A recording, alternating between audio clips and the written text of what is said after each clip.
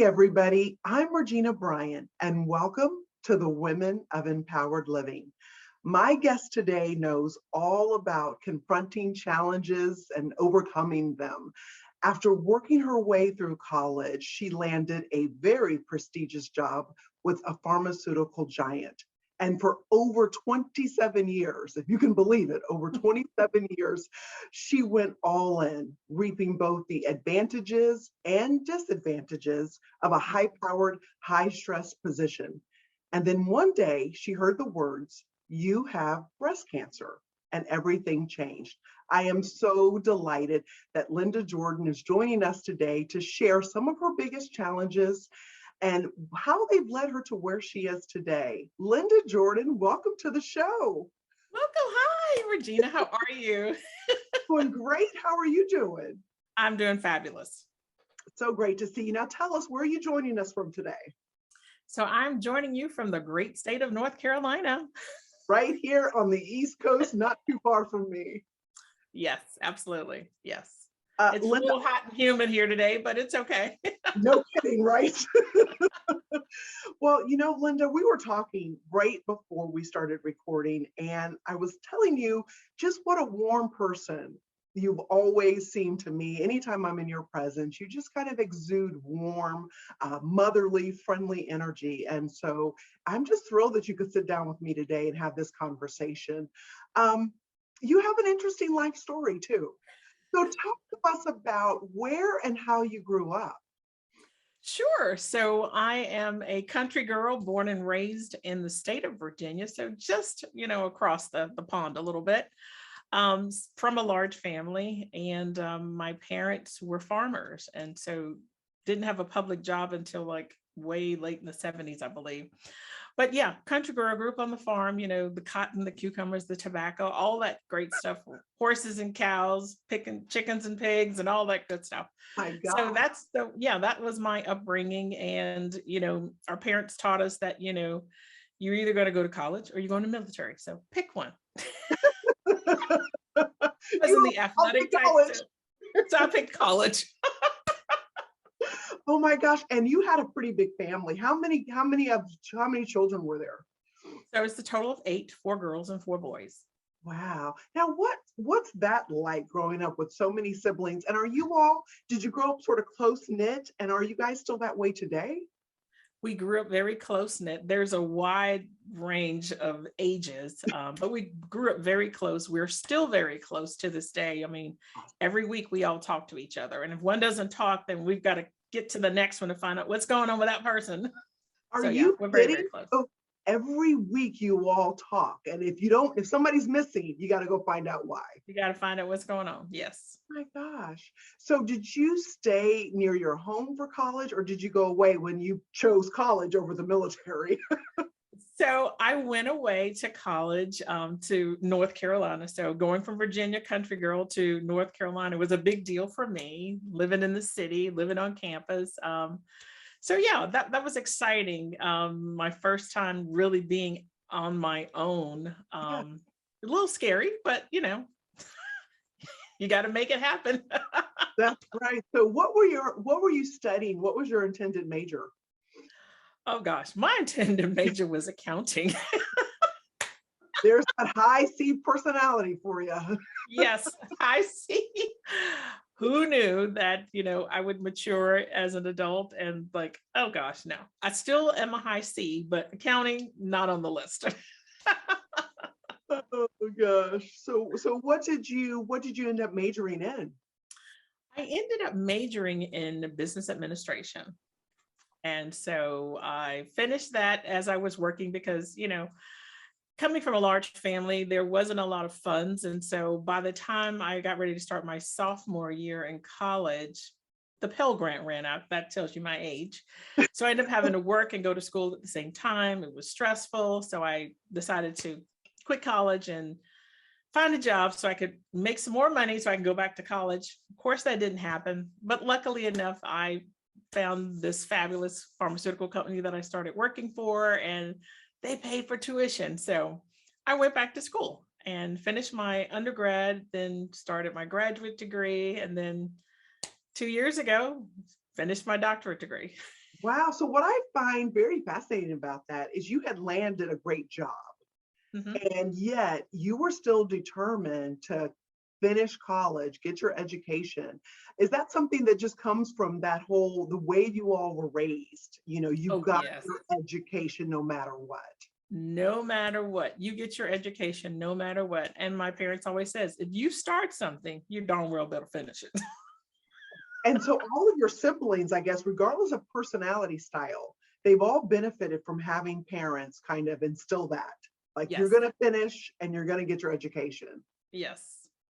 Wow. And so you even got your PhD. Yeah. I went a little overboard.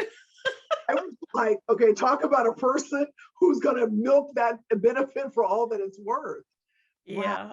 And what's your But PhD in, Linda? so it's in organizational development and leadership. Wow. And when did you receive that degree? So I received it actually last May, didn't get to March because of COVID. Right. But I said, I've got the paper. I'm not worried. We had a virtual graduation and I'm okay with that. But I needed to finish that because working in corporate, you're trying to get to that certain level in the organization and you keep hearing, no, you need this, you need that. So I figured I'm going to get my PhD and then nobody can tell me no.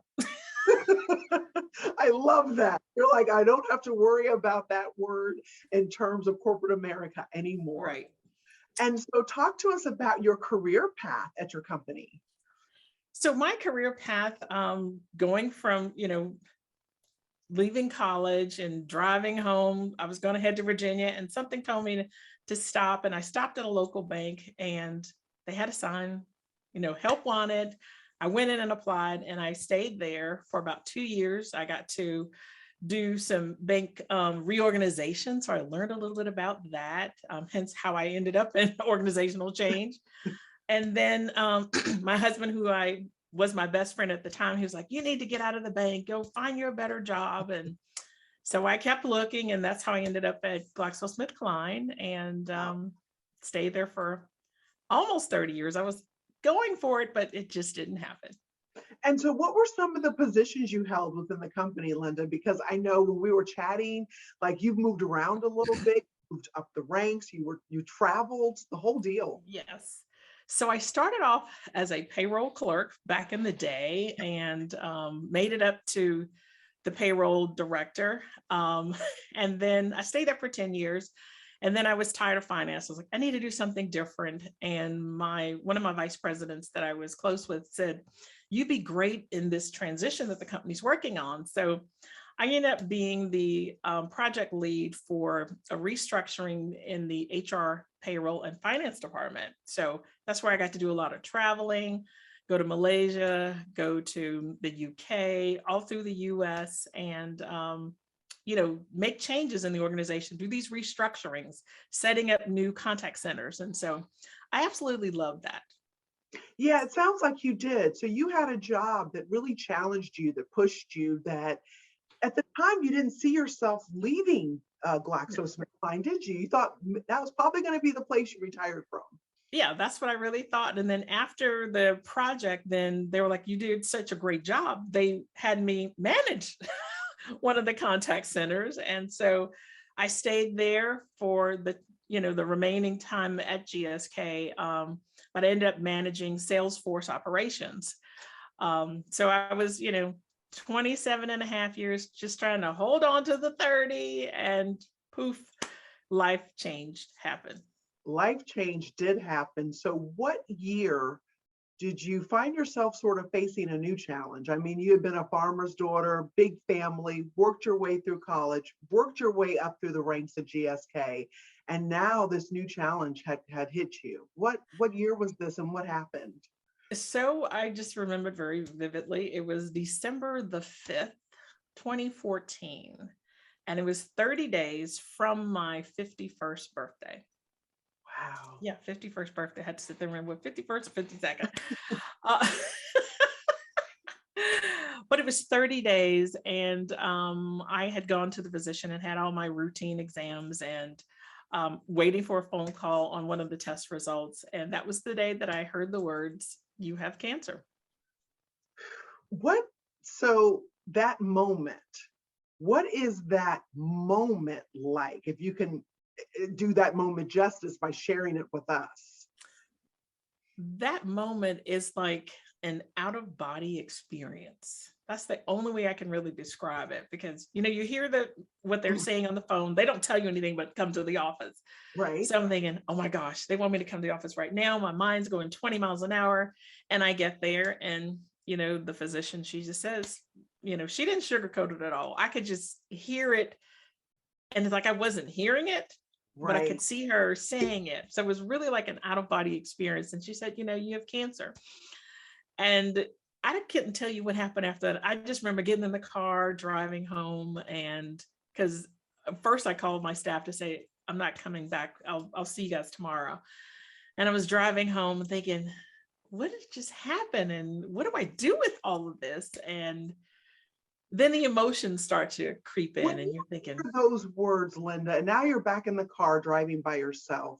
When you hear those words, do you initially think, even though with as much research and as far as we've come in the world of medicine, do you hear that and think death sentence at first?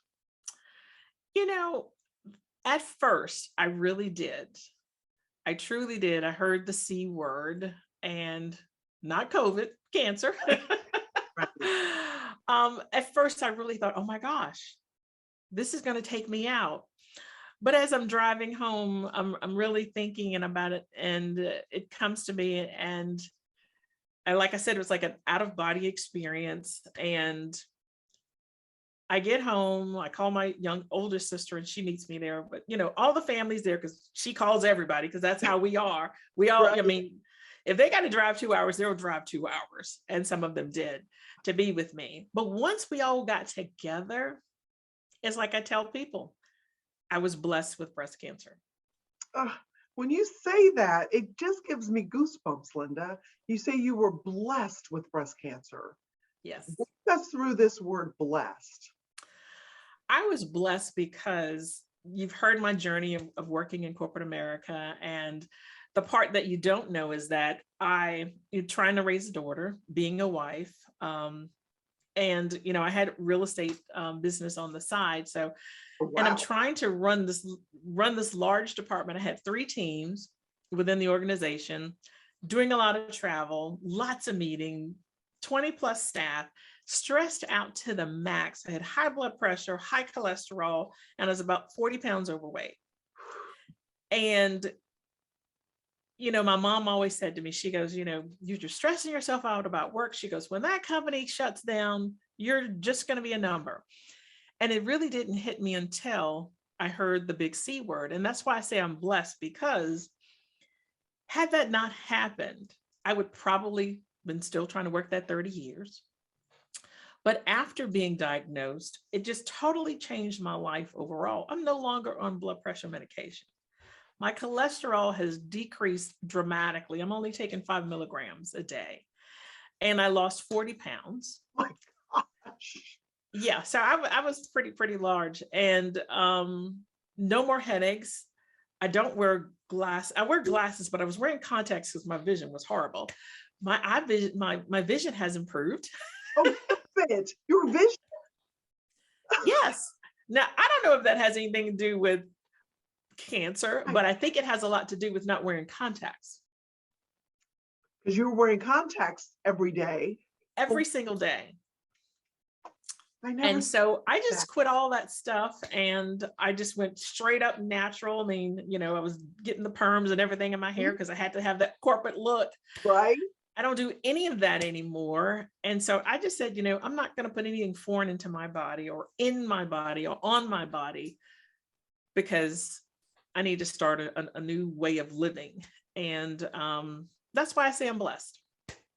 If all of that happened and you're still here to tell the story, that I would call that a blessing for sure. Yeah.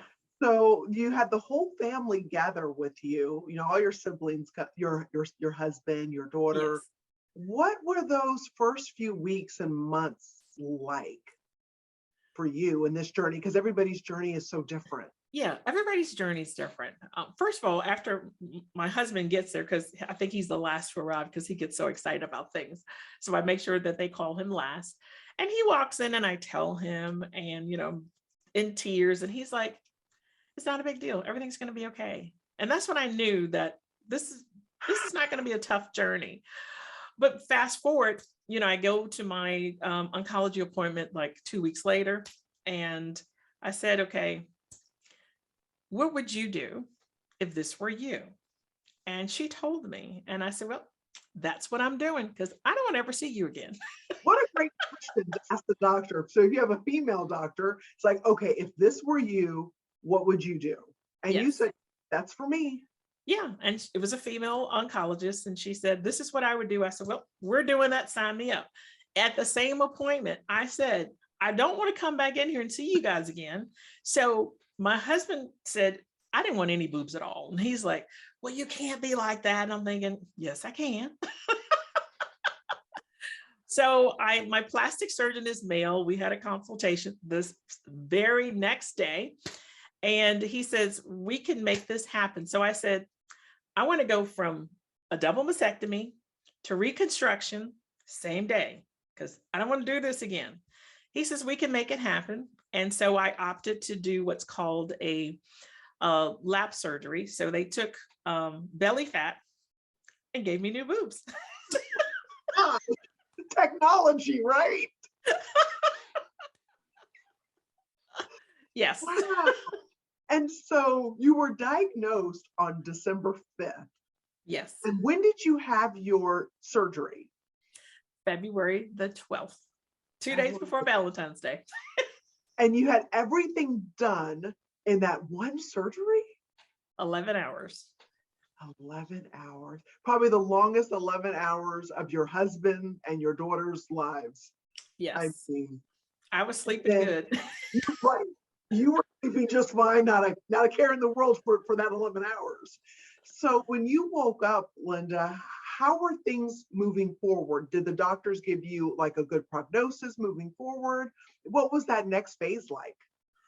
So that next phase was, because I said when I went in, I want to be 99.9% sure that I won't see you again and this will never come back. And so they said by taking this step, it wouldn't. So when I woke up the next morning, I really felt great. I felt a little tight because there was all bandaged. Right. But oddly enough, I was expecting to be in a lot of excruciating pain, Right. but I really wasn't. Wow. And they really tried to get me to take all this medication. I'm like, but I'm not hurting unless I'm delusional. Hallucinating, no pain, which who wouldn't take that hallucination? Come on. Right. Yeah. But I think my husband counted like 150 staples in my abdomen area from hip bone to hip bone. And then, surgery from 150 staples from hip bone to hip bone. Yes. Wow. And they took them out one by one, by the way. In the same visit?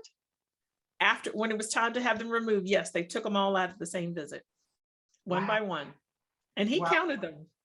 Oh my gosh. What was your recovery period like? Because you woke up feeling good, not needing medications. So what was that recovery period sort of like for you from a physical perspective? Within 6 to 8 weeks, I was ready to rock and roll. 8 weeks. Yeah. Because I went for my 6-week appointment and he says, let's give it 2 more weeks just to make sure everything's good. I know you're feeling great. So I said, okay, I can chill out for 2 more weeks. So I did. And then I went back to work. Oh my God. God. Corporate. Yeah. But I went back to work. But what did happen with you and GSK? I mean, you were not too far from that 30 years. Did you go back at all after your surgery and after you recovered? I went back for 1 week.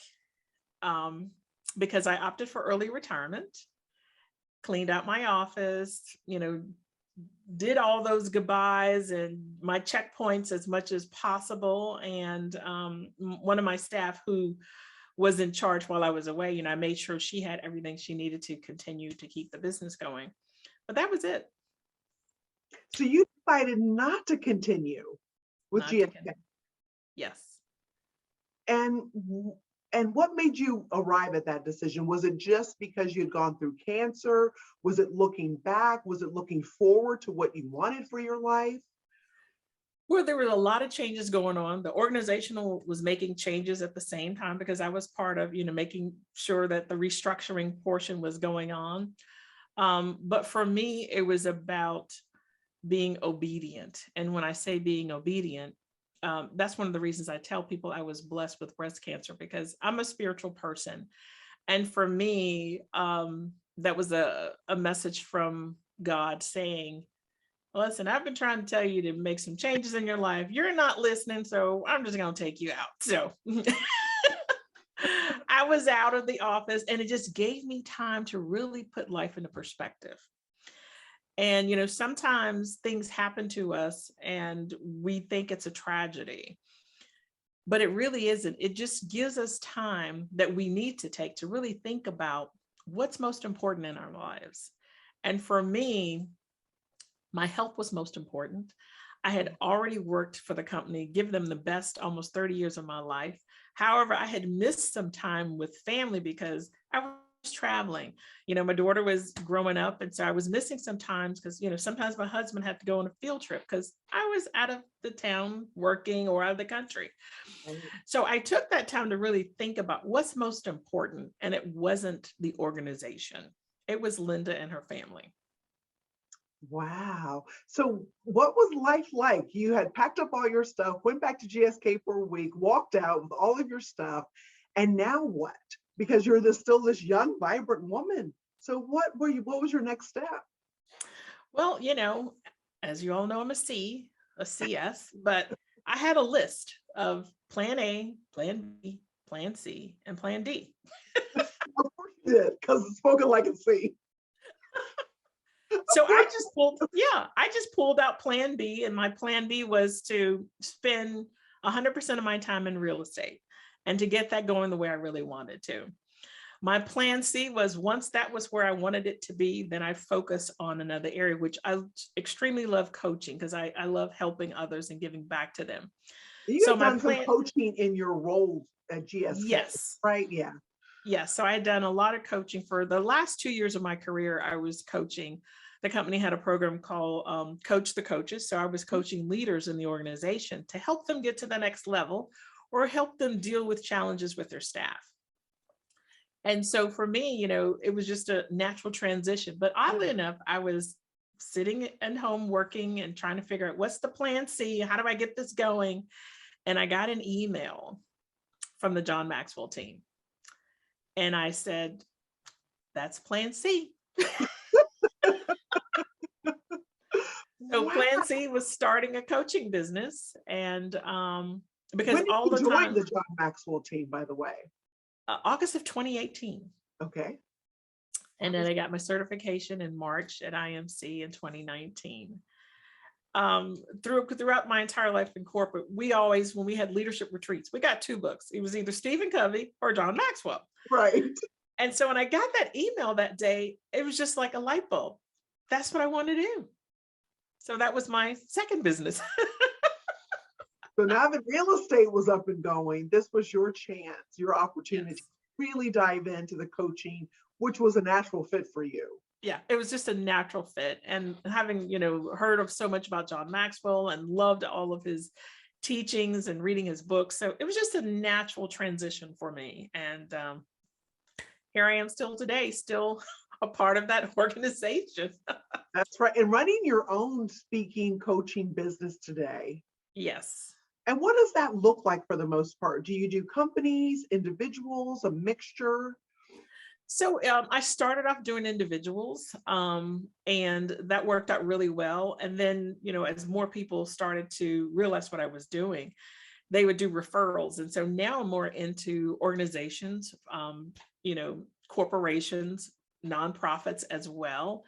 Actually, I have one on Thursday that I'm doing on diversity, equity, inclusion. So that's the total beauty of it, is having the opportunity to help others be good leaders and understanding the importance of leadership. As John says, leadership is influence. and making sure that leaders really understand that.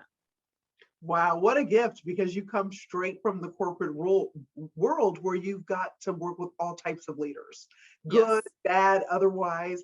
Oh, And I mean, and because of who you were in those roles, you got to rise up through the ranks and then to share your experience as a yes. coach, as a speaker, probably been very fulfilling business for you. It really has. And, I just totally enjoy that because I want people to be the best that they can be. A lot of times people don't realize the gifts and talents that they naturally have. And so I feel that my job is to pull that out of individuals and, help them illuminate their potential and live their best life. Ooh, illuminate their potential and live their best life, which really leads me into, Linda, the last question that I want to ask you, which is, what does an empowered life mean to you? That's truly what empowered life means to me, is having the ability to tap into my own gifts and talents, my natural abilities, and share that with others so that I can live my best life and help them live their best life. You know, my mom always said, if you don't use your gifts and talents, the Lord will take them away from you. Ooh, And so I try to utilize my gifts and talents every single day at every opportunity that I can to share with others, to help them see their potential and understand that there's so many opportunities out there, because even though there's so many opportunities, oftentimes people don't know what they are. yeah, that's so true. And that's what you do best, Linda. You really are an eye opener. You help people tap into their best selves. And that's what I see in you. Every time I see your smile, see your precious face, your amazing warm energy, that's exactly what I get from you. Oh, thank you. Well, my philosophy is when I can get up every morning, dress myself, and see the sunrise, it's a great day, and it's a great day to smile. That's great philosophy. So I'm going to have to leave it there. Linda Jordon, thank you so much for taking time out of your day to be here with me. You're just one of those people for me. I'm so excited you were here today. Oh, my pleasure. It's an opportunity and a gift to share with you and be a part of empowered living for women. And so, thank you for the opportunity. Oh, my pleasure. Thanks, everybody, for hanging out with us today. We'll see you soon. Bye bye. Bye.